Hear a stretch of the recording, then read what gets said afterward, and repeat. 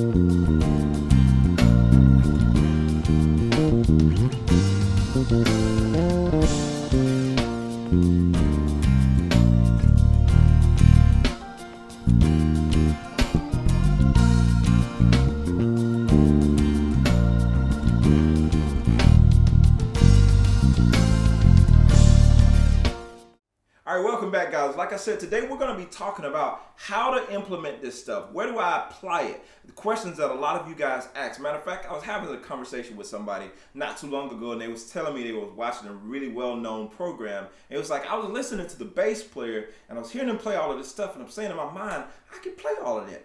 But I just didn't know to put it there. I wouldn't have thought to add it there. Isn't that the same thought that you have from time to time? It's like you hear your favorite bass player playing either on a live performance or on a record or something like that, and you hear some of the things they done, and you can identify what it is they done. Okay, I knew that was a major scale, or I knew that was a major pentatonic, or I knew it was an arpeggio, but I wouldn't have thought to put it there. And that's the thing that I know a lot of bass players are dealing with, especially a lot of you guys that watch the videos. You have the information. A lot of you may know more than I do. I know because I read your comments. And so, but the issue comes about in the application of it, because the information is no good if you don't know how to use it. And that's the thing that sets the professionals aside from other people who want the gigs and have all of the information but don't have the application and know how and where to put the stuff. So one of the things you hear me doing in today's example, I'm in the key of B flat, by the way. This is a simple CCM type progression, and we're going from the 1 to 3 to the 4. We're doing that over and over again. The turnaround on this is 6,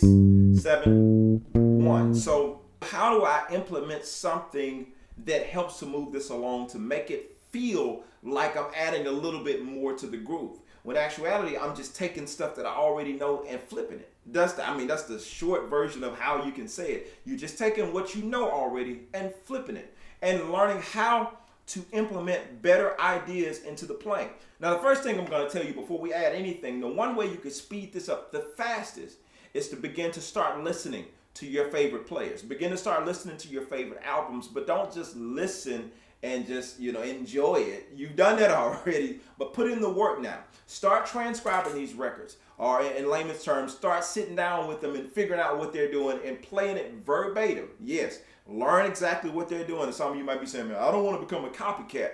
I get it. None of us do. None of us want to be a copycat. Everybody wants to be original, or so they say. But the thing about it, why invent the wheel if somebody's already done it? Just make a better tire. We spend time spinning our wheels trying to come up with something new when we don't have to do that. A lot of the greats that you hear now simply studied the greats. And that's one of the simplest, one of the quickest ways to kind of get to the answer that you're looking for. Because me, honestly, if I can be transparent, I spent the most time wasting time practicing because I didn't know what to practice on. And I thought I was making progress.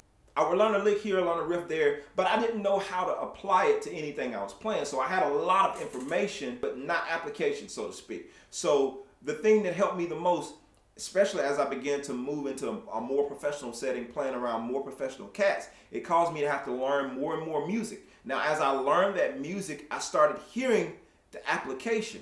And the stuff that I already knew started coming back to me. It's like, okay, I can identify, okay, he's playing that there. So I know, okay, this is what he's doing. Oh, okay, cool. He's played a major pentatonic. That's what he did. Or somebody's playing. It's like the first part that I can identify, he played the major scale and finish it off with a major pentatonic. You know, something along that lines. Okay, so that's good. We can identify what it is. And some of the stuff, don't feel bad if you can't identify every single thing you're hearing. It's not necessary to do that. Simply learn it. Get it up under your hands. Learn it in the context with the type of music you're listening to. Learn it in that particular context. Do that over and over again. Do that with different genres of music. Like the stuff that you play. Begin to listen to this stuff over and over again. And as you listen to it and you hear the application of, okay, this is where he used this particular stuff, your favorite bass player, your favorite record. Okay, this is how he used this. And when you transcribe it, some of you are already doing this, but you're not doing it enough. Once you transcribe this particular thing, okay, now I'm going to play this song again. No, take it further and play a similar song that's kind of similar in groove. Not exactly the same, it's kind of similar in groove. And take some of the elements that you just learned from this other song, start applying them over here in this particular song.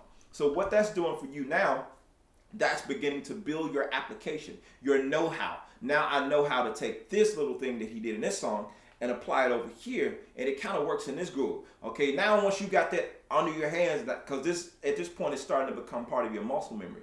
Take a groove that's maybe the same kind of chord progression, but a completely different rhythm.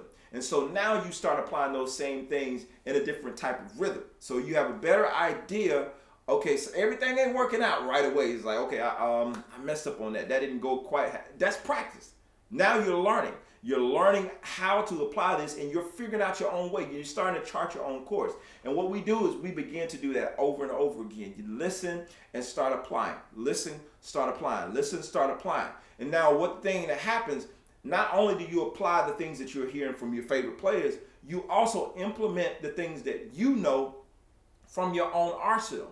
The things that you already have. You know, we all, come on, bass players, we all have our go-to lick. We all got that go-to thing that we do that's gonna set us apart from everybody else. And we're not even trying to be cool with it. It's just our culture. It's kind of like this. When your child starts learning, you're getting them ready for school, or you know little kids is getting ready for school. Even you, as you started to get ready for school, you started learning your ABCs first. Now, once you got from A to Z, you didn't start adding more letters to the alphabet. That's it. A to Z is all you get. But what started happening as you begin to get older, you begin to develop, you begin to take higher level classes, you start putting together better sentences.